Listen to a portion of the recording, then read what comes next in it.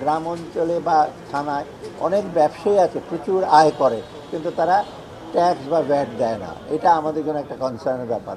ওই ট্যাক্স নেটটা বাড়াবার জন্য এনবিআর চেয়ারম্যান ছিল, আমরা চেষ্টা করছি।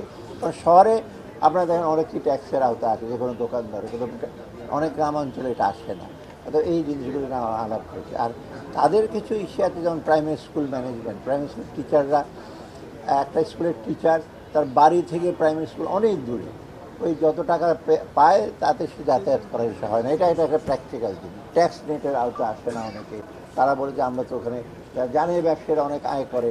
তারপর আরেকটা জিনিস আসছে অনেকে, আমাদের সেটা খুব ইম্পর্টেন্ট, যে আমরা কিন্তু সবসময় ডাক্তার, ব্যবসায়ী অনেকেই কিন্তু আমরা ক্যাশ ট্রানজ্যাকশন করি, এবং ক্যাশ ট্রানজ্যাকশন করলে কিন্তু ট্যাক্স বা হিসাবের আওতায় আনা যায় না। এবং এটা ভালো সাজেশন যে আমরা যদি আপনার এই যে ক্রেডিট কার্ড বা মোবাইল ইসের মাধ্যমে করি, এটা কিন্তু সবচেয়ে বড় জিনিস। কারণ যতই আপনার ইসে করবেন, ডিজিটাইজ করবেন, ততই কিন্তু সবচেয়ে বেশি হবে। কারণ একটা এক্সাম্পল, ডাক্তাররা আমার কাছে ফি নেয়, ক্যাশ নেয়, তাই এটা কোনো রিসিটও তো আপনার নেন না। কিন্তু সেটা যদি আপনি আপনার ইসের মাধ্যমে দেন, তখন তার একটা রেকর্ড থাকে। এবং এই জিনিসগুলো বিদেশে কিন্তু সবই রেকর্ডে, এভিডেন্সি।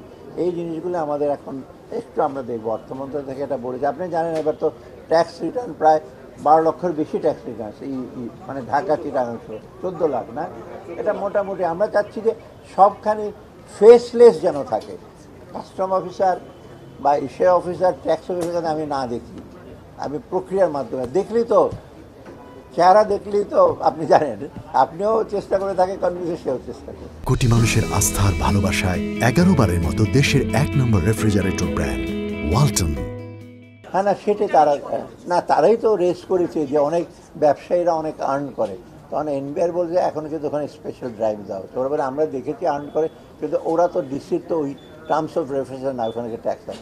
ডিসির আইডেন্টিফাই করতে পারে, একটা বড় ডিটেল শপে দেখেন না, যে কোনো থানা হেডকোয়ার্টার বড় বড় দোকানগুলি আছে, সেগুলো কিন্তু তারা এখন একটু ট্যাক্স নেট, কারণ আমার ট্যাক্স নেট না বাড়ালে কিন্তু আমি এমনি তো আপনার বোধ হয় ভ্যাট কমান, তারপর ট্যাক্স কমান, এইগুলো তো আমরা চেষ্টা করছি ওটাকে সহনীয় পর্যায়ে রেখে যাতে নেটটা বাড়ানো হয়, রেটটা না বাড়িয়ে যাতে আমরা নেটটা বাড়াই। এটা আমরা দেখি এই বাজেট আমরা চেষ্টা করব। সেটা তো আমি বললাম লোকাল এমপ্লয়মেন্ট, তারপরে আপনার ট্যাক্স রেট বাড়িয়ে যে রাজস্বটা যেটা আরও বিস্তৃত করতে পারি, সেটা ইভেন প্রত্যন্ত অঞ্চল। আপনি ট্যাক্স কি ঢাকা, চিটাগাং বড় শহরে করবেন, অনেক ইস্যু আছে, সেখানে ডিসিদের অনেক এখতিয়ার আছে।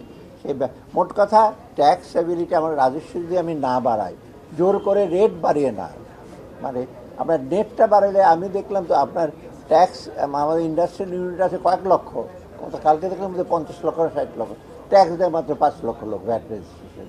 এটা কোনো সম্ভব?